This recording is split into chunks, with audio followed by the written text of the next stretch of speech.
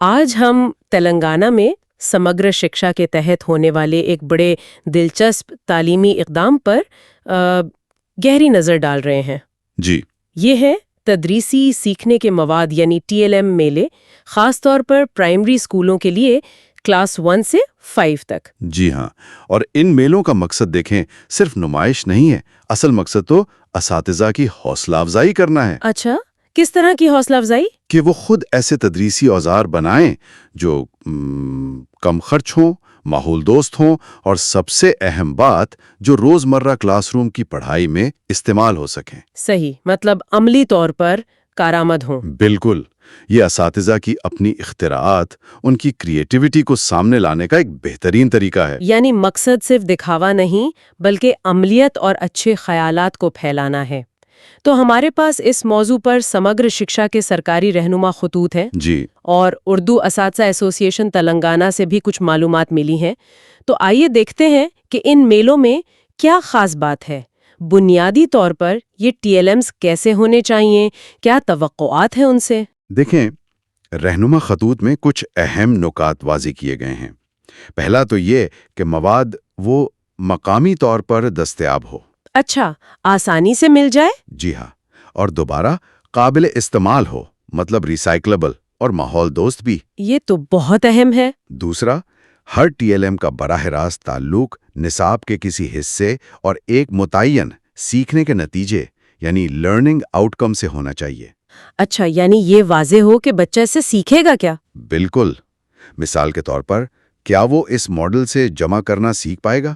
یہ چیز واضح ہونی چاہیے۔ یہ سیکھنے کے نتیجے سے جڑا ہونا واقعی بہت اہم لگتا ہے، تاکہ یہ صرف ایک آپ کہیں خوبصورت چیز بن کر نہ رہ جائے۔ یقیناً، اسی لیے اس بات پر زور دیا گیا ہے کہ یہ صرف نمائشی نہ ہوں بلکہ استعمال کے لائق ہوں۔ جی، اساتذہ انہیں اپنی اصل پڑھائی، اپنی تدریس میں شامل کریں۔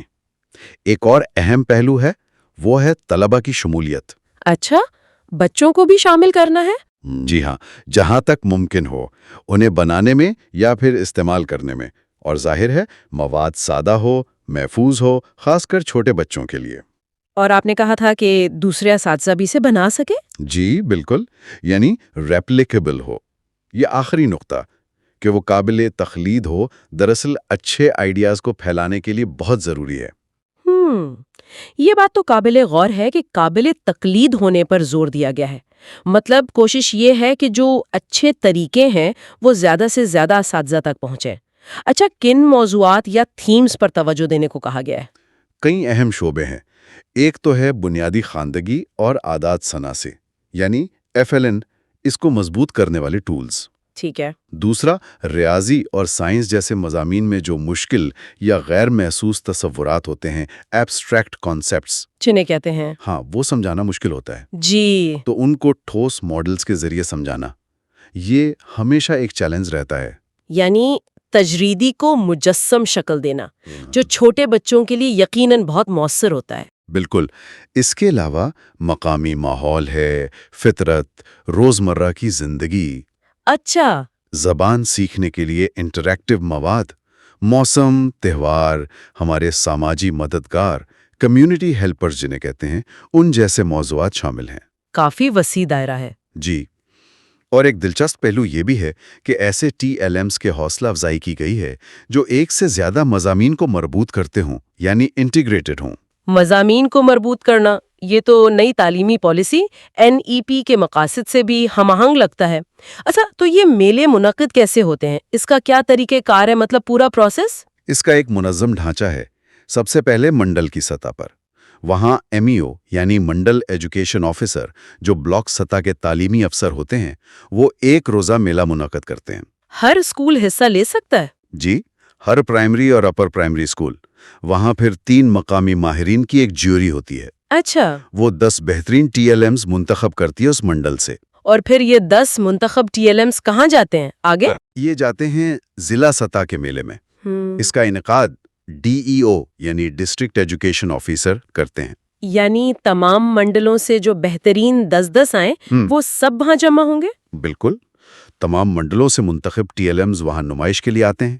یہاں پھر 6 ماہرین کی جوری ہوتی ہے 6 ماہرین؟ جی، اور وہ پورے ضلع سے 8 بہترین TLMs کا انتخاب کرتی ہیں ریاستی سطح کے میلے کے لیے۔ اچھا 8، اور اس کی کوئی تاریخ بھی ہے؟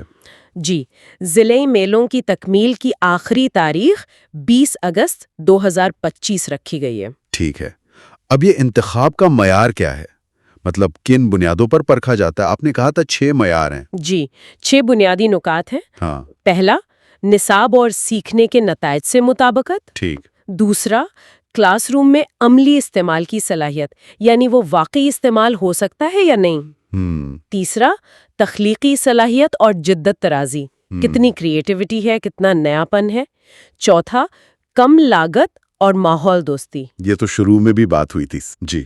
پانچواں، طلبہ کی شرکت کا امکان، اور چھٹا، دوسرے اساتذہ کے لیے قابل تقلید ہونا، یعنی ریپلیکیبلٹی۔ تو یہ 6 معیار ہیں۔ کوشش یہی لگتی ہے کہ جو TLMs منتخب ہوں وہ واقعی مؤثر اور قابل عمل ہوں۔ بالکل۔ اور ان منتخب 8 TLMs کی تفصیلات بھی جمع کرنی ہوتی ہیں؟ ہاں، ہر منتخب TLM کے لیے کچھ خاص تفصیلات درکار ہیں، جیسے اس کا عنوان کیا ہے، کس کلاس کے لیے ہے، کون سا مضمون ہے، کون سا سیکھنے کا نتیجہ اس سے جڑا ہے۔ اچھا۔ پھر اس میں کیا مواد استعمال ہوا ہے، اس کی تفصیل، کلاس میں اسے کیسے استعمال کیا جائے گا، اس کا طریقہ۔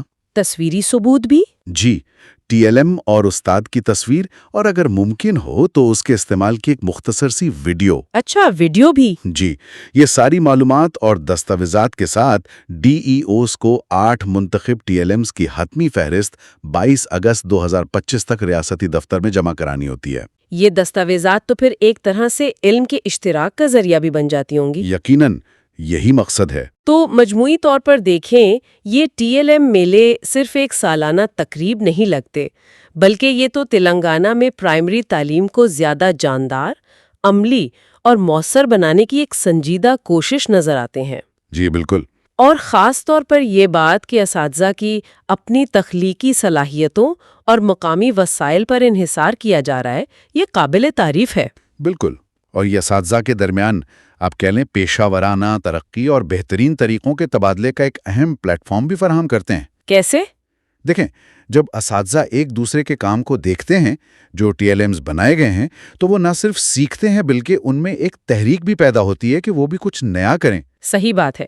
ایک خیال جو میرے ذہن میں آ رہا ہے وہ یہ ہے کہ کیسے یہ ظاہر سے سادہ، کم خرچ اور مقامی طور پر تیار کردہ وسائل جی اگر مؤثر طریقے سے استعمال ہوں تو سیکھنے کے عمل کو شاید اتنا ہی بہتر بنا سکتے ہیں، یا ہو سکتا ہے اس سے بھی زیادہ، جتنا کہ بہت مہنگی ٹیکنالوجیز۔